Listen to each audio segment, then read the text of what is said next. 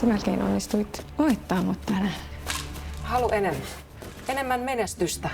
Ja mitä mä tekisin yli 30-vuotiaalla hiihtäjällä, joka koskaan saa kunnon sijoituksia? Maria tarvii jonkun haastaa sitä. Mä en tarvi kirittäjää, enkä varsinkaan anna kilpeä.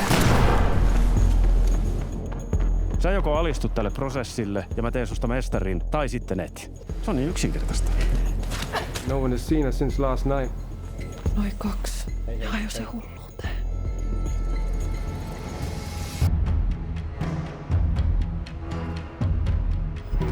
Kovempaa. Onks tää niin paha kuin kaikki väittää? Ei, vaan pahempi.